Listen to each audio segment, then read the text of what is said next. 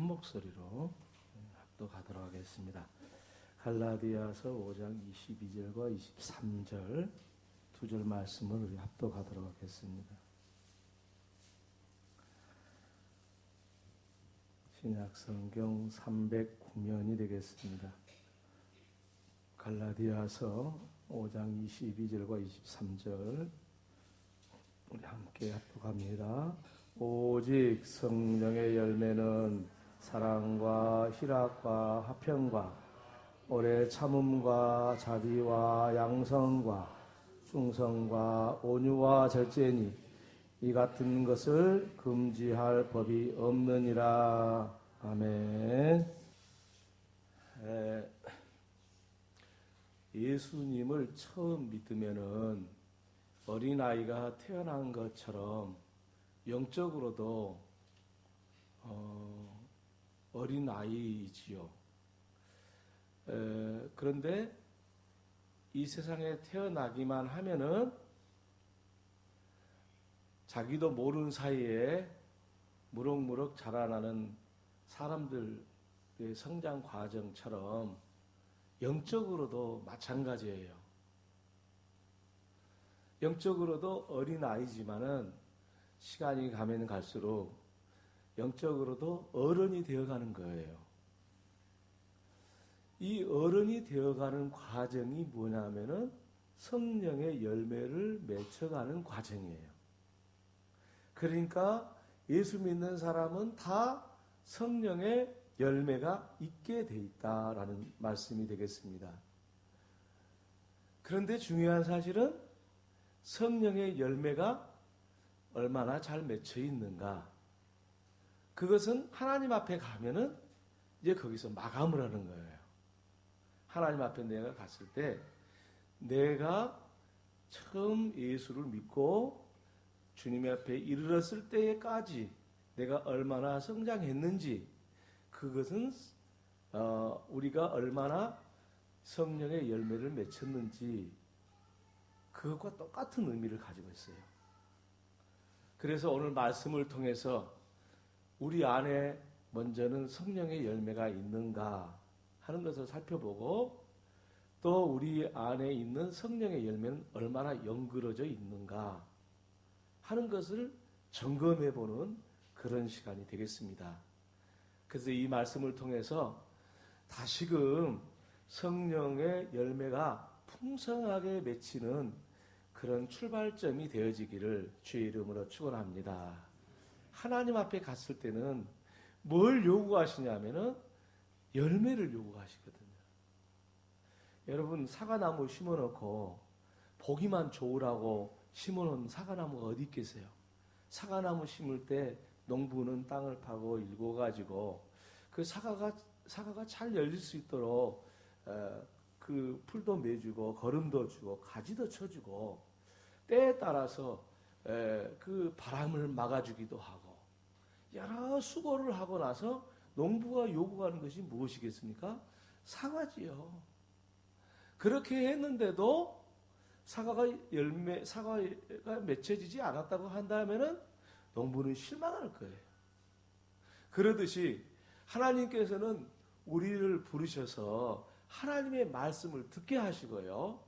이 과정 속에서 하나님께서는 우리에게 거름도 주고 땅을 파고 바람도 막아주고 그러는 농부처럼 시시때때로 순간순간마다 우리를 그렇게 길러주고 계시는 거예요. 뭘 얻기 위해서? 성령의 열매를 얻기 위해서. 마치 농부가 사과나무를 심고 사과를 얻기를 바라는 것처럼 성령의 열매를 얻기 위해서 하나님은 오늘 또 저와 여러분을 지금까지도 성령의 열매를 맺을 수 있도록 우리를 인도하고 계시고 우리를 보호하고 계시고 우리를 권고하고 계신다는 사실을 알게 된다면 이제는 우리가 밝은 눈이 떠져서 많은 열매를 맺을 수 있는 그 길을 찾을 수 있게 될 것입니다. 그래서 이 시간이 오늘 저와 여러분에게 정말 귀하고 복된 시간으로 자리매김할 수 있기를 주의 이름으로 다시 한번 축원합니다. 할렐루야. 그렇다면은 말이죠. 성령의 열매, 그 말씀을 드리기 전에 이 성령의 열매의 성질에 대해서 말씀을 먼저 드려야 되겠습니다. 그래야만이 성령의 열매가 무엇인지를 알게 되고 어떻게 맺혀지게 되는지를 알게 될 것입니다. 성령, 그것은 성령의 열매를 성령을 우리에게 주셨다는 사실은 하나님께서 성령의 열매를 얻기 위한 것이잖아요. 그럼 성령은 어떻게 우리들에게 오는 것인가? 라는 것입니다. 그리고 우리가 성령을 통해서 어떻게 열매를 맺혀가는 것인가? 라는 것입니다. 여러분, 우리가 세 가지로 이 성령을 이해하기 위해서 사람의 성향을 세 가지로 나눌 수가 있어요. 첫째는 뭐냐면은 철학적이고 또 관념적인 사람이에요. 그걸 가지고 인생을 사는 사람이에요. 그러면 철학적이라고 한다면은 무슨 말씀이 되겠냐면은 이를테면은 사랑한다라는 말을 예를 들자면은 철학적인 사람은 사랑해야 할 필요가 있다. 이렇게 생각하는 사람이에요. 나쁜 거 아니죠? 사람은 사랑하며 살아가야 될 필요가 있다. 이것은 뭐냐? 철학적인 사람이에요. 관념적인 사람이에요. 왜 제가 이 첫 번째 유형의 말씀을 드리냐면은 성령의 열매는 이런 사람한테는 안 맺힌다는 거예요. 사랑해야 될 필요가 있다. 그렇게 하는 것은 아주 고상하게 들리지만은 사실은 성령의 열매는 그런 성향을 가진 사람에게는 맺히지 않는다는 거예요. 성령을 부어줘도 성령의 부어준 결과가 열매로 바꿔지지 않는 거예요. 많은 사람들이 나는 철학적인 사람이 아니라고 생각하지만은 다들 그 정도 수준에 머물러서 신앙생활하는 사람이 많습니다. 사랑할 필요가 있는 줄 알고 있다. 이 정도. 그래서 사랑하는 것은 좋은 것이다. 이 정도. 이런 사람은 어떻게 보면 훌륭한 인격처럼 보이지만은 그 인격에는 성령의 충만한 역사가 오지를 않는다는 거예요. 그래서 성령의 열매를 알기 위해서는 이러한 사람은 성령의 충만한 역사가 오지를 않아가지고 이 철학적인 이런 사고를 가진 사람한테는 열매가 맺혀지지 않아요. 또 한 가지가 있어요. 그것은 뭐냐면은 율법적인 사고를 가진 사람이에요. 율법적인 사고를 가진 사람이라는 것은 뭐냐면은 명령하는 것으로 그 명령에 복종해야 되는 것으로 생각하는 거예요. 이를테면은 사랑하라 이거예요. 그것이 명령이잖아요. 그런데 사랑하라고 말씀했으니까 사랑해야 된다. 이 사람은 율법적인 사고를 가진 사람이에요. 그의 인격은 그런 성향을 가지게 돼요.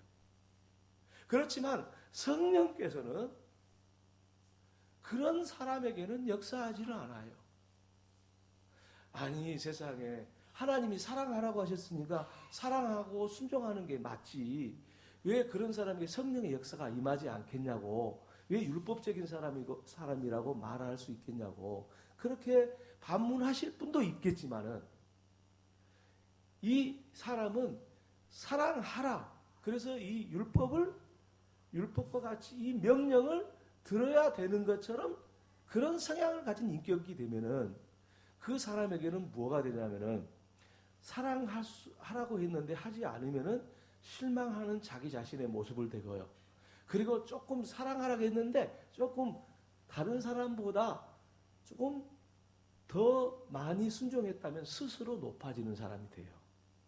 그래서 명령에 의해서 명령하는 그 말씀을 순종하냐 불순종하냐를 가지고 살아가는 그런 성향을 가진 사람에게도 성령이 임하지를 않아요.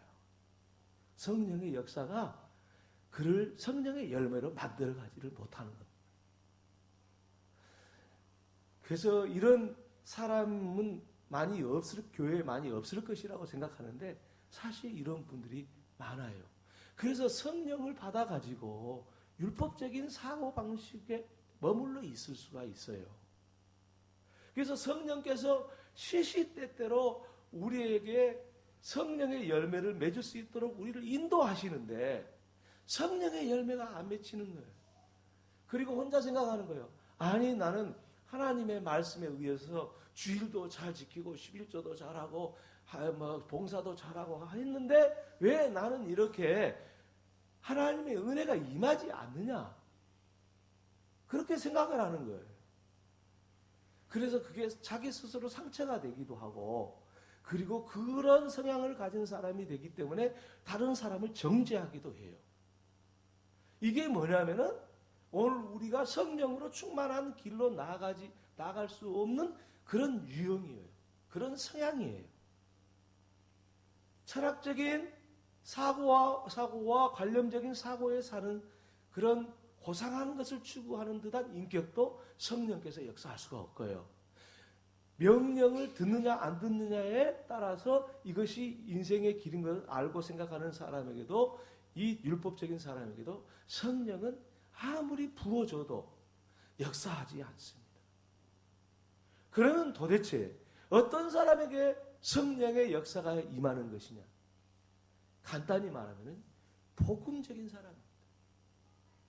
성령의 역사는 복음적일 때 성령의 역사가 일어나고, 복음적일 때 성령의 충만한 은혜가 그에게 임해서 성령의 열매가 저절로 맺히는 거예요.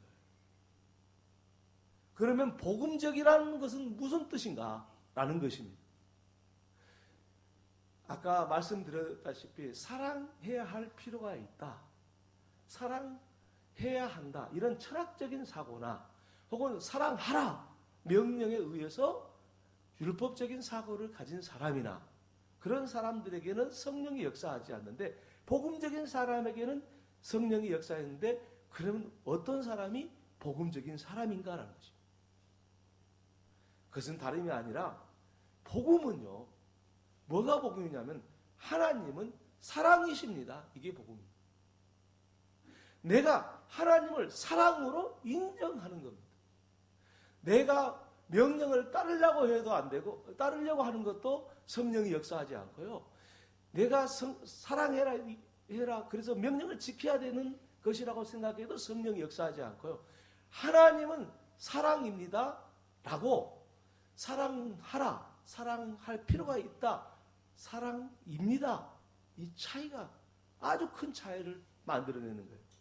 다시 말씀을 드리면은 하나님은 사랑입니다 라는 것이 복음적인데 왜 복음적이냐라는 것이죠. 여러분, 우리가 문제는 뭐냐면은 이 인생에 있어서 고달프고 어려운 일이 다 누구에게나 있지만은 인생에서 문제가 되는 것은 뭐냐면은 하나님을 사랑으로 인정하지 않을 때 문제가 되는 거예요. 하나님을 사랑으로 인정을 하면은 하나님은 사랑이십니다 라고 인정하면은 이 세상에 문제는 일어날 게 없어요. 복잡하지가 않아요. 하나님이 사랑인데 내일 염려를 근심할 필요가 있습니까? 사업이 되고 안 되고 그것을 염려할 필요가 있습니까? 하나님은 사랑이신데, 우리를 사랑해 주시는 분이신데, 그게 복음적인 거예요. 그러니까 우리는 사랑하라고 명령을 했으니까 그걸 지키기 위해서 신앙생활을 해서도 안 되고, 사랑할 필요가 있다 이런 생각을 가지고 신앙생활을 해서도 안 되고, 하나님은 사랑이십니다 인정하는 것이 바로 성령의 역사가 임하게 하는 거예요. 그래서 저와 여러분이 성령의 열매를 맺으려고 하면은 하나님은 사랑이십니다 라고 아멘 하고 받아들여야 되는 거예요. 그리고 그것을 인정하기 시작하면은 하나님의 성령께서 임하시는 거예요. 쉬운 겁니까? 어려운 겁니까? 세상에 가장 쉽습니다. 사랑하라는 명령을 지키려면 얼마나 어렵습니까? 사랑해야 할 필요가 있다고 생각하면 얼마나 복잡합니까? 그런데 하나님이 말씀하셨듯이 하나님은 사랑이십니다 라고 인정하는 것은 오늘 우리들에게 가장 편한 길, 가장 시원한 길, 그리고 사람이 무엇을 노력을 해서 하나님의 복음을 받아들인 것이 아니라 하나님은 사랑으로 우리에게 나타났기 때문에 우리가 그 사실을 받아들이는 것이죠. 어떻게 하나님께서 우리에게 사랑으로 나타났습니까? 하나님이셨지만은 피조물인 인간의 몸을 입고 이 땅에 오셔가지고 인간의 모든 죄를 짊어지시고 십자가에 죽으셨습니다. 그래서 하나님은 사랑인 것입니다. 이것을 아멘 하는 사람에게는 성령이 충만하게 임하게 되는 겁니다. 계산해가지고 복잡하게 관념적으로 생각하거나 혹은 사랑하라고 명령했으니까, 물론 성경에 사랑하라고 명령했죠. 근데 그거를 지키냐 못 지키냐가 문제가 아니라 하나님은 하나님의 아들 예수 그리스도를 이 땅에 보내주셔서 우리의 모든 죄를 짊어지고 죽으셨습니다 라고 그 사실을 받아들인 순간 우리에게는 사랑의 은혜가, 사랑의 은사가, 곧 성령의 충만한 역사가 반드시 임하는 것이고, 그리고 이런 사람이 복음적인 사람입니다. 그래서 하나님은 사랑이라고 생각하는 사람은 다른 사람을 정죄하지 않습니다. 왜 정죄합니까? 너는 나쁜 사람, 너는 좋은 사람 판단하지 않습니다. 복잡한 생각에 빠져들지도 않습니다. 하나님은 사랑이신데 뭔 사랑해야 될 필요가 있다, 무슨 복잡한 생각에 빠져들겠습니까? 오히려 하나님은 사랑입니다라고 받아들인 이 복음적인 사람은 그 사랑을 받았기 때문에, 경험했기 때문에 하나님이 사랑을 우리에게 주었듯이 우리도 나 아닌 다른 타인에게 사랑을 주면서 살게 되기 때문에 하나님의 성령의 역사는 가속적으로 더해지는 겁니다. 그런 은혜가 임하기를 주의 이름으로 축원합니다. 할렐루야. 그래서 하나님은 사랑이십니다. 나는 그거 받아들입니다. 그래서 나는 하나님의 사랑을 입었기 때문에 나는 모든 사람을 사랑합니다 라고 고백했을 때 이 사람이 복음적인 사람이 되는 거예요. 이런 사람에게 성령이 임하지 않는다면 누구한테 임하겠습니까? 하나님의 성령이 어떤 사람에게 임하겠습니까? 하나님은 사랑입니다 고백하는 사람에게는 반드시 성령이 임하고 임하지 않을 수 없다 그 말입니다. 자, 그래서 이 성령의 그 열매는 어떤 사람이 맺히게 되겠습니까? 성령이 임해져요. 이를테면 사과나무를 심어놔서 농부가 때를 따라서 물도 주고 거름도 주고 김도 매주고 그리고 바람도 막아주고 병충해도 방제를 해주고 이런 것들을 잘 하면은 어떤 역사가 일어나면 사과가 잘 맺혀지듯이 하나님께서 성령을 우리 심령에 임하게 하면은 물도 주고 거름도 주고 그리고 병충해도 막아주고 바람도 막아줘가지고 사과가 열매가 맺듯이 성령이 우리 안에 임하면 저절로 성령의 열매가 임하게 되는 겁니다. 얼마나 좋습니까? 우리가 성령의 열매를 맺으려고 하면 안 되는 거예요. 성령의 열매는 절대 맺으려고 하면 맺어지는 게 아니고요. 성령이 우리 안에 맺어지게 해야 돼요. 열매를 맺게 하셔야지. 우리가 성령의 열매를 맺고 싶다고 해서 맺습니까? 그럴 수가 없습니다. 그러니 성령의 열매는 어떻게 맺는 것이냐? 하나님의 성령이 우리 가운데 임하게 했을 때, 곧 복음적인 사고와 믿음을 가졌을 때, 그 사람에게는 성령의 열매가 저절로 맺혀진다. 오늘 말씀이 그 말씀인 겁니다. 그래서 이 법은 어떤 법도 막을 수 없다고 그렇게 말하지 않습니까? 그래서 오늘 본문에 그렇게 말씀하고 있습니다. 이 같은 것을 금지할 법이 없느니라.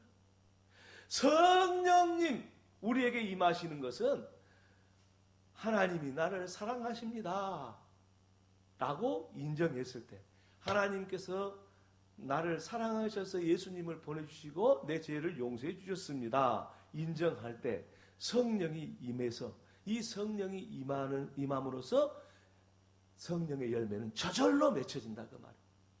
그래서 우리가 성령의 열매를 9가지를 말씀하고 있는데 이 9가지를 아는 게 중요한 게 아니고 이 9가지가 어떻게 맺혀지는가 중요하지 않겠어요?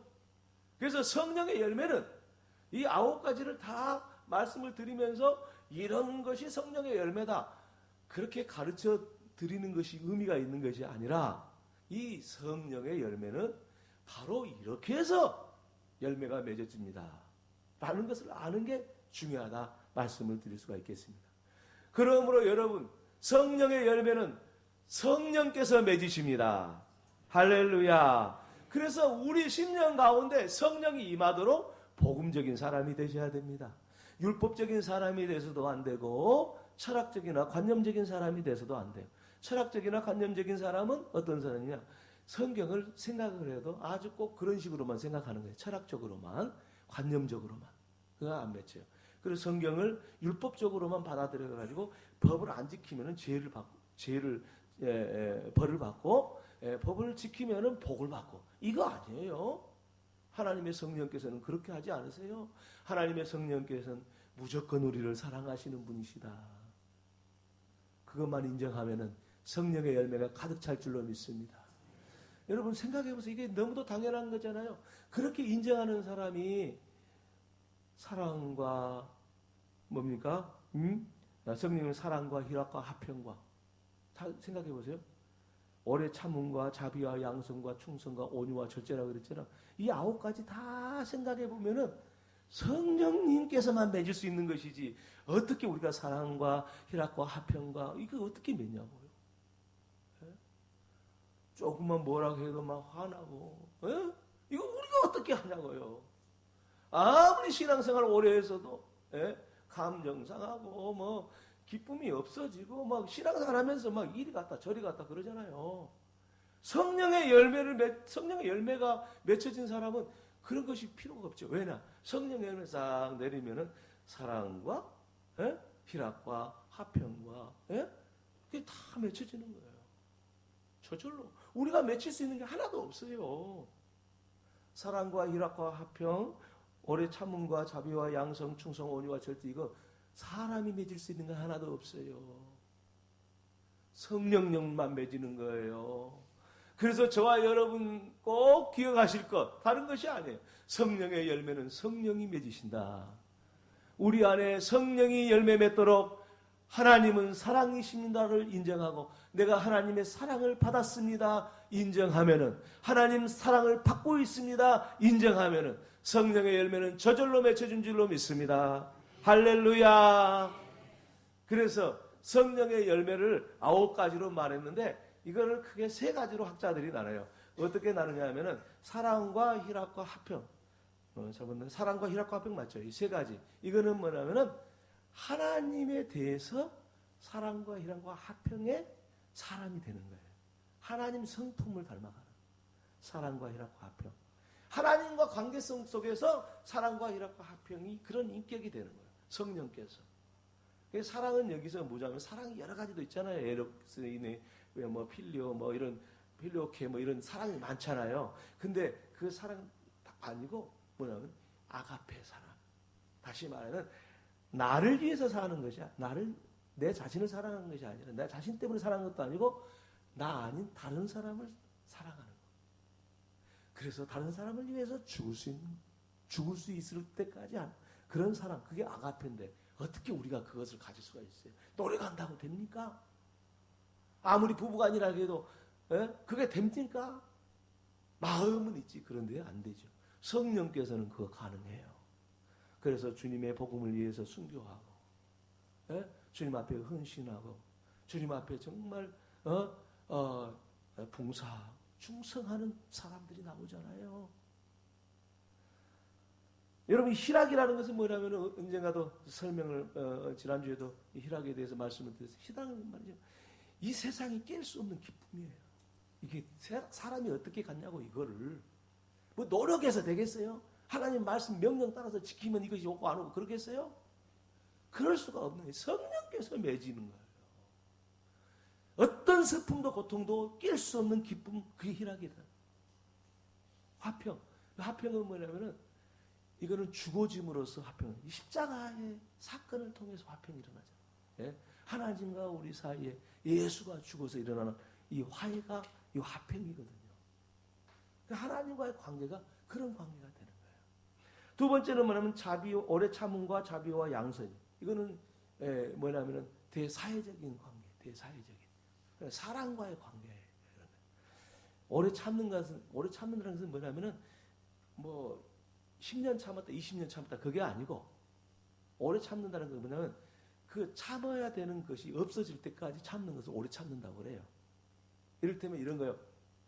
누군가 나를 주먹을 한 대 때렸는데 나도 한 대 때려줘야 되잖아요.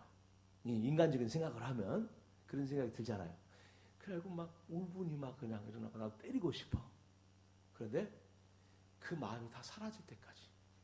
그 사라졌을 때 그때 오래 참는다고 그러는 거예요. 네? 그러지 뭐 오래 참는 건 10년 참았다 20년 참 그게 아니에요. 10년 동안 참았어도요. 또 10년 만에 만났는데 한 대 때리고 싶으면 그거는 오래 참는 게 아니에요. 그게 생각이 다 없어져 버려요. 나 한 대 맞았는데 이 때릴 마음이 다 없어져 버려요. 그게 오래 참으면 사람이 그거 갖고 사람이 노력해 갖고 되겠어요? 그게 말도 안 되는 거잖아요. 그런 사람이 어디 있어요? 예? 얻어 맞으면 때리고 싶지. 그거 어떻게 견디겠어? 예? 그게 다 없어져 버릴 때까지 참는 거야. 그게 다 없어져 버릴 때. 그게 사람이 할 수 있는 게 아니야. 자비라는 것은 뭡니까? 이 자비라는 것은 뭐냐면 사랑하고 비슷한 건데 실천적인 자비를 이야기하는 거예요. 다시 말하면은 예수님께서 그 선한 사마리아 사람의 이야기를 들어서 말씀을 하셨잖아요. 강도 만난 사람. 자기 것 다 줬잖아요. 주막으로 데리고 갔지. 자기 말에 태웠지. 자기는 걸어갔지. 가가지고 주모한테 다 이야기하고 돈 있는 거 다 주고 자기 포도주도 다 쏟아버리고 그리고 모자라면 내가 다 씌워서. 이 사람하고 무슨 관계예요 도대체? 아니 강도 만난 사람하고 사마리아 사람하고 무슨 관계냐고 아무도 모르는 사람이 오히려 이 유대인 이 자기를 이급한 상에서 구현해준 이 사마리아 사람이 미워한 사람이었거든요. 이게 자비요. 네? 사람과의 관계에서 그런 자비 이거 누구나 할 수 있나요? 예수 안 믿는 사람 말고는 할 수가 없죠. 자기하고 아무 상관도 없고 자기 같은 사마리아 사람들을 미워하는 사람을 그렇게 해줄 수 있냐 이거예요. 아니 내 아들이고 내 딸이고 내 부모고 내 부부간이고 그러면 어느 정도 할 수 있지. 아무도 모르는 사람 어떻게 하냐고. 이게 하나님이 성령이 내게 주시지 않고는 이 자비를 베풀 수가 없어요. 다 계산하는 사람들이 계산해가지고 사랑하는 거예요. 실천적인 사랑을 자비라고.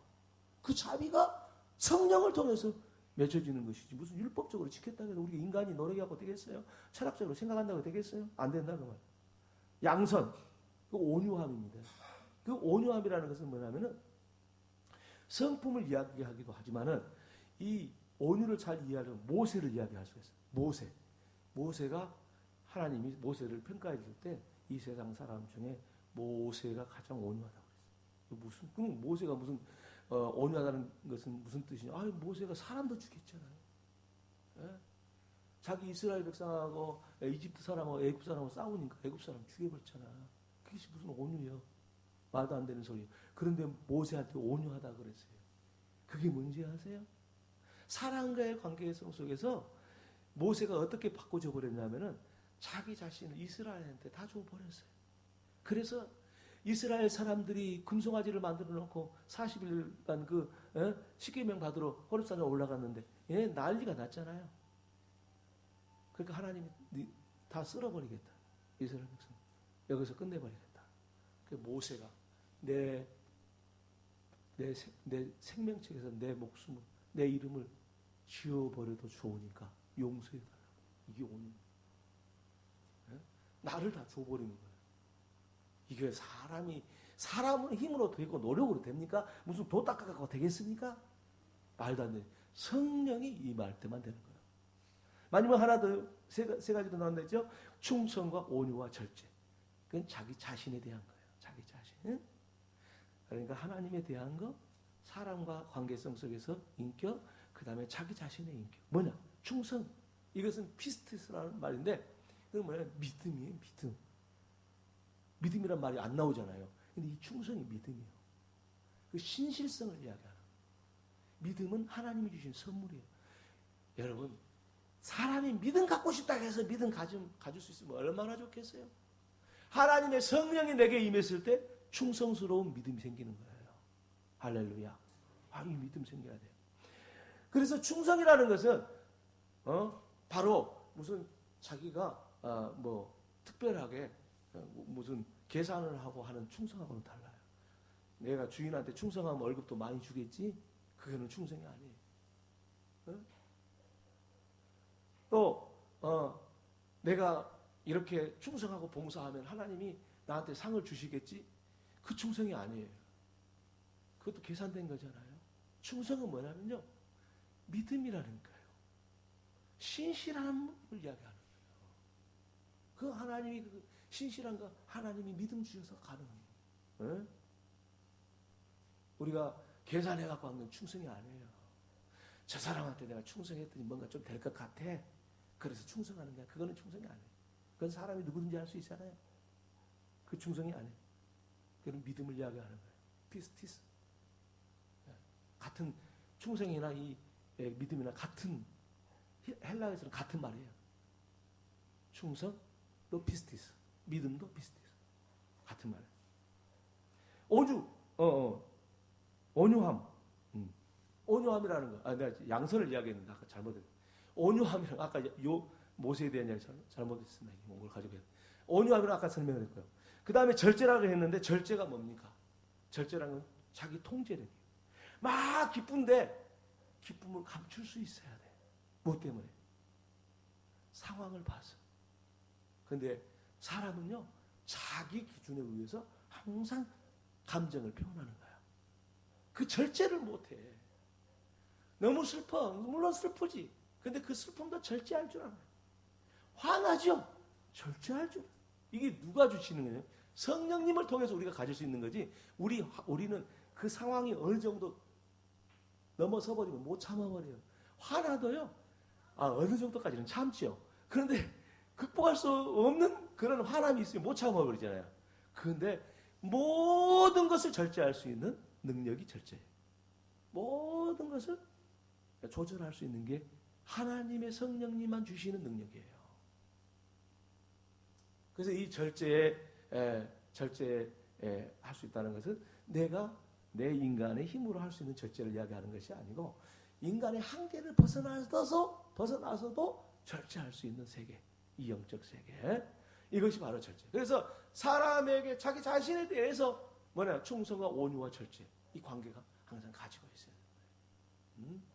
그래서 성령의 열매는 이와 같은 것을 금지할 법이 없다고 말씀하셨는데, 성령의 열매는 바로 우리가 성령의 열매가 9가지니까 이 9가지를 맺혀야 된다 말하면 안 돼요. 아니, 그리고 성령의 열매를 9가지만 쓰신 것이지 성령의 열매 9가지만 되겠어요, 세상에?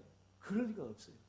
근데 바울은 이렇게 성령의 열매를 이 세 성향을 가지고 그 인격의 성향이 하나님과 관계는 어때야 되고 사람과 관계는 어때야 되고 자기 자신은 어때야 되는가를 이렇게 대표적인 말을 써놓은 것이지, 이 꼭 9가지만 있는 게 아니에요.